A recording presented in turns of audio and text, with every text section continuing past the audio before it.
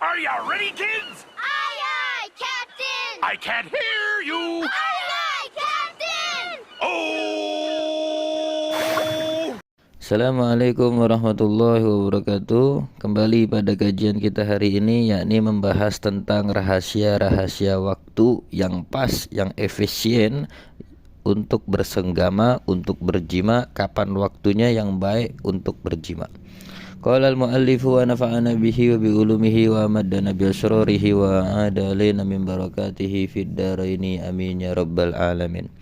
Lakin qala ahlul ilmi, akan tetapi berkata ahlul ilmi, man jama'a zaujatahu fi lailatul jum'ah, barang siapa yang menjima, yang bersenggama kepada istrinya pada malam Jumat, yasirul waladu hafizan fi kitabillahi ta'ala, maka insyaallah ia akan dikaruniai seorang anak yang hafal pada kitabnya Allah atau hafal Quran. Nah, jadi kalau misalkan bersenggama di malam Jumat, insyaallah nanti kalau punya anak, anaknya hafal Quran, hasil disenggama pada malam Jumat. Wa man jama'a fi lailati sabti yakunul waladu majnunan, barang siapa yang menjima seorang istrinya pada malam Sabtu, yakunul waladu majnunan, maka ia akan dikaruniai anak yang majnun, yang gila, gendeng, anaknya gendeng, gila. Kalau misalkan dia jima bikin anaknya pada malam Sabtu. Wa man jama'a fi lailatil ahad, dan barang siapa yang menjima istrinya pada malam Minggu, yakunul waladu sarikon limilki gairihi, maka ia akan dikaruniai seorang anak yang akan menjadi maling pada hartanya milik orang lain. Oh, jadi kalau misalkan dia jimanya pada malam Minggu nih, nah nanti kalau dia mengandung anak, anaknya bakal jadi maling milik orang lain. Au zaliman, atau anaknya akan zalim kepada orang lain. Wa man jama'a fi lailatul isnain, dan barang siapa yang menjima istrinya pada malam Senin, yakunul waladu fakiron, maka anaknya akan menjadi fakir. Au miskinan, atau miskin. Au radiyan li amrillah, atau anaknya akan menjadi anak yang ridho pada keputusannya Allah, pada perintahnya Allah, wa qadaihi, dan ketetapannya Allah. Jadi seperti itu. Wa man jama'a fi lailatis sulasa, dan barang siapa yang menjima istrinya pada malam Selasa, yakunul waladu, maka ketika dia hamil dia akan dikaruniai seorang anak baron lil walidaini, yang berbakti kepada orang tuanya. Wa man jama'a fi lailatil arbi'ah, dan barang siapa yang menjima istrinya pada malam Rebo, maka ketika dia mengandung, yakunul waladu kasirul akli, insyaallah ia akan dikaruniai seorang anak yang banyak akal atau cerdas, pinter. Au kasirul ilmi, atau anak yang banyak ilmunya, ilmunya tinggi, ilmunya banyak, atau laduni. Au kasirul syukri, atau anak yang banyak bersyukurnya. Tuh. Jadi diingetin, diapalin malam-malam yang baik kapan. Terus kalau misalkan udah tahu, praktekin. Nanti kalau udah nikah, wah ini malam Rebo nih, waktunya nih. Nah seperti itu. Wa man jama'a fi lailatul khamis, dan barang siapa yang menjima istrinya pada malam Kamis, yakunul waladu mukhlison fi qalbihi, maka ia akan dikaruniai seorang anak yang berhati ikhlas.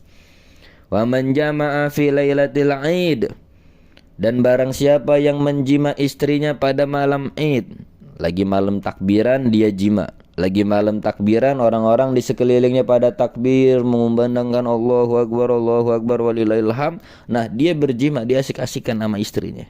Yakunul waladu, maka nanti kalau dia hamil ia akan dikaruniai seorang anak dzasittin asabi, yang memiliki 6 jari. Orang kan umumnya jari 5 nih. Nah, kalau dia bikinnya pada malam Id, Kalau dia bikin anaknya pada malam Id, dia jimaknya pada malam Id, malam Idul Fitri atau Idul Adha, maka ketika dia dikandung, ketika dia mengandung anak, ketika dia hamil, ketika keluar anaknya akan memiliki jari 6. Tuh, hati-hati. Wa man jama'a zaujatahu ma'a takallumi, dan barang siapa yang menjima istrinya sambil ngomong, sambil berbicara. Gimana yang enak kagak? Gimana yang kurang dalam kagak? Gimana yang puas apa kagak? Orang lagi jima dia ngobrol, jimanya sembari ngobrol. Yakunul waladu, maka yang seperti itu ia akan dikaruniai seorang anak abkam yang bisu. Tuh, anaknya bakal bisu nanti, hati-hati. Lagi jima tuh dirasain, dinikmatin, jangan sembari ngobrol. Wa man jama'a fi dzulmatin, dan barang siapa yang menjima istrinya dalam keadaan gelap, mati lampu, lampunya dimatiin. Misalkan lagi mau minta jatah, dia matiin tuh lampunya tuh. Nah, orang yang menjima istrinya dalam keadaan gelap atau lampunya mati, yakunul waladu, maka ia akan dikaruniai seorang anak sahiron, menjadi penyihir, tukang sihir.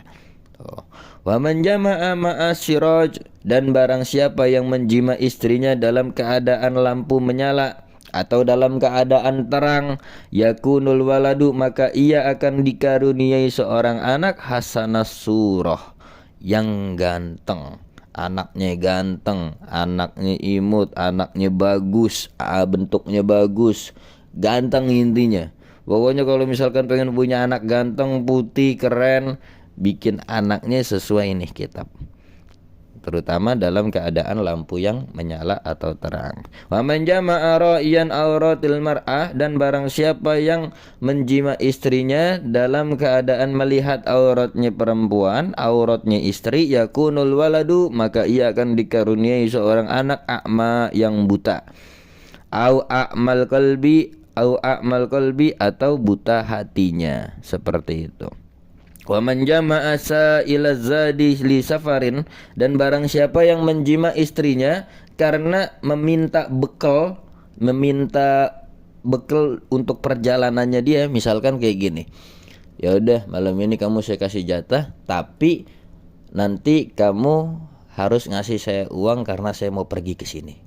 Nah, misalkan dia mau dijima sama suaminya, tapi istrinya malah minta duit karena dia mau pergi. Yakunul waladu, maka ia nanti kalau hamil akan dikaruniai seorang anak kadziban, pendusta. Wa man jama'a tahta syajaratil mat'um samruha, dan barang siapa yang menjima istrinya di bawah pohon yang berbuah, yang mana buahnya itu bisa dibuat makan, yakunul waladu, maka ia akan dikaruniai seorang anak maktulul hadid, yang nanti bakal mati karena terbunuh oleh besi atau pedang. Au maktulul gorob, atau ketika dia mati nanti dalam keadaan tenggelam. Au mata fi hadmi syajarah, atau ketika dia mati nanti dia bakal mati dalam keadaan tertimpa pohon. Seperti itu. Wallahu alam bisawab itu ya. Yang jelas kita tabarukan sama para ulama, dengan apa yang dikatakan oleh para ulama kita nurut. Qala ahlul ilmi, berkata para ahlul ilmi, yang bagi lil arusi arba'atu asya'a, hendaknya seorang suami itu mantengin 4 perkara ini. Apa saja 4 perkara ini? 4 perkara ini adalah 4 perkara yang suatu kenikmatan dunia. Tuh, kenikmatan dunia ini. Awaluha, yang pertama, ahdzul yadain, yakni meraih kedua tangan istri.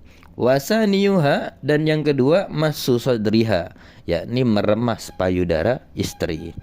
Wasalisuha, dan yang ketiga takbilul khaddaini, mencium kedua pipi istri. Warabiuha, dan yang keempat qiraatul basmalati inda idkhalidz zakar, yakni membaca bismillah ketika ingin memasukkan zakar fil farji, ke dalam vagina.